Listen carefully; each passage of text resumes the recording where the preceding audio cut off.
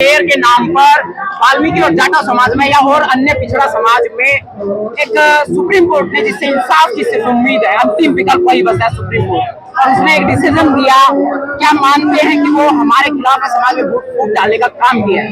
आपको क्या लगता है ये फूट डालने का काम नहीं है? अगर वास्तव में उनकी उन्नति का काम कर रहे होते तो आरक्षण की सीमा बढ़ाते। उन लोगों की जो स्थिति है कि वो पीछे क्यों रह गए, उसके कारण ढूंढते, उन कारणों का निवारण ढूंढते, उनका इलाज करते।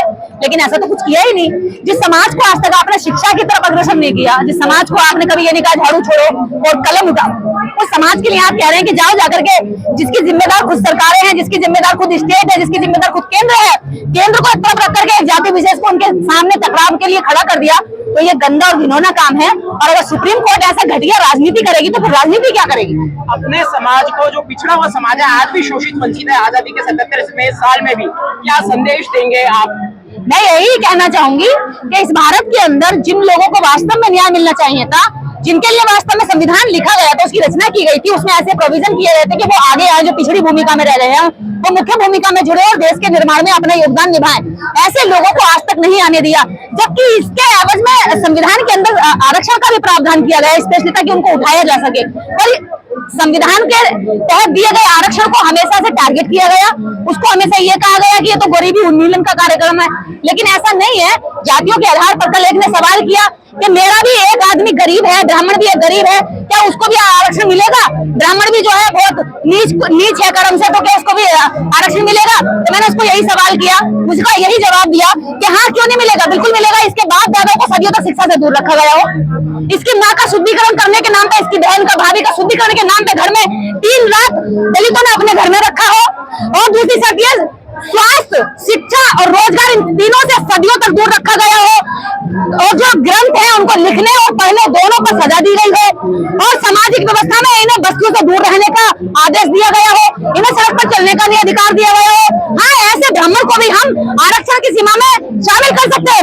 मैं अपनी सीट दे दूंगी, मैं कह रही हूँ, मैं अपनी औलाद की सीट देने को तैयार हूँ। अगर उसके साथ ये सब हुआ है तो उसको सदियों से गौमूत्र और मल मूत्र और सारा मूत्र और जो मल है पूरे देश की जो टट्टी है, उसको उठाने का सदियों से आरक्षण मिला हो, तो उसको ये जो है इसमें शामिल किया जा सकता है। लेकिन ये कौन सी बात हो गई कि भैया जो लोग दर्द में हैं, जो लोग तकलीफ में हैं, उनकी तकलीफ को तुम मजाक समझते हो, ड्रामा कर रहे हो, ऐसे कहते हो, तो उनसे तुम उनका हक भी छीनोगे। अपनी थाली में 50 रोटी है और उसकी थाली में मात्र आधी रोटी है, तो उस रोटी को भी लकड़ी से खींच रहे हैं, और नहीं खींच पाए तो उसमें मिट्टी डालने के लिए तुझे खाने भी नहीं दूंगा। तो ऐसा घटियापन ये खत्म कर दो। मनो सिस्टम और मनो सोच को जब तक नहीं मारोगे, देश एकता में नहीं आएगा। जी, इस कड़ी का अंतिम सवाल, क्या 100% आरक्षण का लाभ मिल चुका है पूरा पिछड़ा वर्ग को? 100% का आरक्षण का लाभ अगर किसी को मिला है तो वो जनरल को मिला है। कैसे?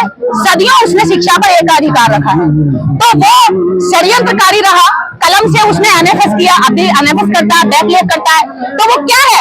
वो यही है कि वो कलम से मारता है। और इसको बाबा साहब डॉक्टर अम्बेडकर कलम कसाई कहते थे कि तलवार से नहीं मारते, कलम से हमारा गला कसता है। तो अगर 100% आरक्षण मिला तो इस भारत के अंदर सवर्ग क्लास को मिला, वो आज भी ले रहा, 50% उसके पास है ऑलरेडी, और रातों रात 48 घंटे के अंदर बिना चर्चा बिना डाटा के ईडब्ल्यूएस कोटा उनको दे दिया गया। तो भैया उन्हें कितना दोगे? उनका खा खा के पेट फटा जा रहा है, सरकार उनको दिए जा रही है। और जो भूखे हैं, गरीब है, शोषित है, वंचित है, उनको देने से सरकार के इनकी थाली में से छीन लो। तो ये सरकार का और कोर्ट का दोनों का गंदा फैसला है। और ये ना समझे कि जनता समझती नहीं है, ये जनता 1947 से पहले की नहीं है कि तुमने जो कहा माई बाप मान लिया।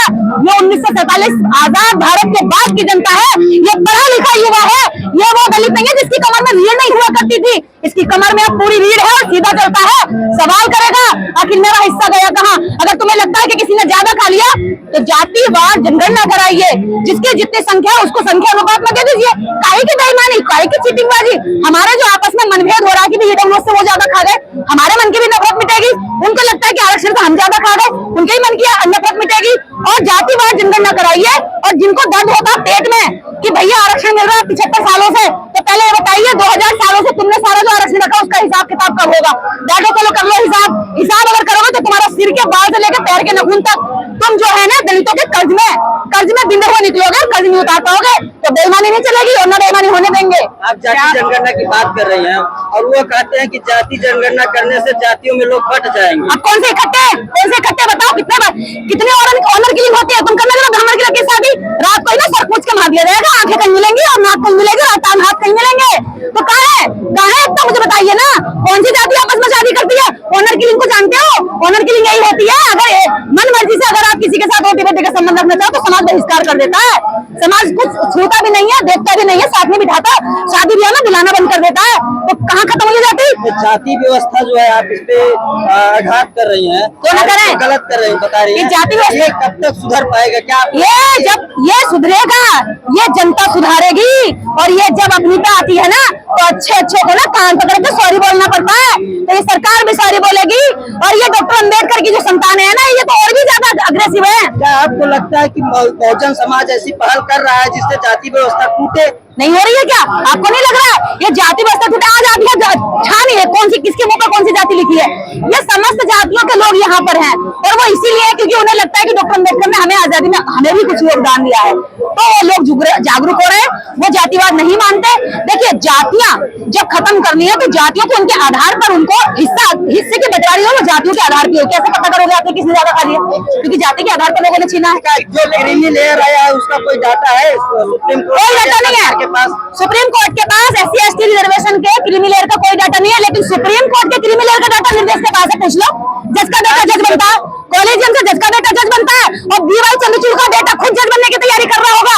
जो बाकी जज बेटे 7 जजों की पीठ ने ये फैसला सुनाया और 7 जजों की पीठ में 6 जजेस ब्राह्मण हैं। इस देश के अंदर कहां से आ रहे हैं ये? 3% ब्राह्मण और 100% सुप्रीम कोर्ट में, जुडिशरी में कब्जा, 3% ब्राह्मण और देश के कारपोरेट में कब्जा और 3% ब्राह्मण। आपको पता है जब से ये पिछले 8 सालों में लगभग 7 लाख ब्राह्मण इस भारत को छोड़कर भाग चुके। आप भाग जाओगे? अरे आप तो एक शहर से दूसरे शहर जाने के लिए ट्रेन का किराया नहीं होता आपका, और वो देश छोड़कर भागना वीजा बन जाएगा आपका। आपका पासपोर्ट है? कितने लोग खड़े जिनके पास पासपोर्ट है? पासपोर्ट है? हाँ, अगर पासपोर्ट नहीं है, दिल्ली लोगों का पासपोर्ट नहीं बना तो वीजा बना के लूट के जा रहे हैं साहब। और ऊपर से कहते हो कि हमारा देश में हमने ज्यादा खा लिया। भाई आंकड़ा तो दे दो, अगर ज्यादा खाया है तो 100 जो देश लूट कर ले गए हैं उन 100 लोगों की लिस्ट निकालो और हमें बताओ कितने दलित है? कॉलेजियम सिस्टम पर आपने आघात किया। कॉलेजियम सिस्टम का सही नहीं है इस देश के संविधान के लिए, क्यों की जनता के लिए, बहुजन समाज के लिए। तो कॉलेजियम सिस्टम पर कब आंदोलन होगा आपका निर्देश? ये कॉलेजियम सिस्टम के लिए भी आंदोलन है। हम जहाँ आवाज उठाते कॉलेजियम सिस्टम खत्म होना चाहिए। जज का बेटा जज नहीं बनेगा। जब राजा का बेटा राजा नहीं बनेगा संविधान के बाद, तो जज का बेटा जज कैसे बन रहा है? भाई ये बेईमानी है सरासर। देश की बाकी आवाम के साथ ये बेईमानी है। देश के अंदर केवल 4 या 8 परिवारों के धनाढ्य परिवारों के लोग जज बन रहे हैं। बाकी देश की जनता क्या पागल है कि तुम्हारे जजमेंट को मानती रहेगी? और जो काम संविधान सभा को करना चाहिए, जो काम पार्लियामेंट को करना चाहिए, सरकार को करना चाहिए, वो सुप्रीम कोर्ट कर रहा है। इसी से पता चलता है जातिवाद। EWS पर अभी तक सुप्रीम कोर्ट नहीं बोला और इस देश के अंदर कॉलेजियम पर सुप्रीम कोर्ट नहीं बोला। बैंक लोग खाली पड़े उस पर सुप्रीम कोर्ट नहीं बोलता। NFS करके हजारों एकलव्य, लाखों एकलव्यों को भाव चाहे उनका गला अंगूठा काट लेते हैं, इस पर सुप्रीम कोर्ट नहीं बोलता। अभी जो बस्तियां जो जातियां पीछे रह गई हैं, उनकी शिक्षा इतनी महंगी है कि वो इतने बड़े स्कूलों में इतनी महंगी फीस के वो पढ़ा नहीं सकते अपने बच्चों को, तो नौकरी कैसे मिलेगी? इस पर सुप्रीम कोर्ट नहीं बोलता। लेकिन सुप्रीम कोर्ट किसमें बोलता? जातिवादी सुप्रीम कोर्ट। ये सुप्रीम कोर्ट नहीं है भाई, ये मनु पालिका है, ये ब्राह्मण पालिका है, ब्राह्मणों का कब्जा है। और देश की जनता को इसकी आवाज उठानी चाहिए कि ये देश तुम्हारे बाप का नहीं है। इस देश का है एक नागरिक, इस देश की खून और मिट्टी इसमें मिली हुई है हर किसी की। तो ये देश के अंदर केवल 4 परिवारों के लोग देश के लिए कानून नहीं बना सकते। ये बेईमानी है। खत्म करो और ये सब दिखा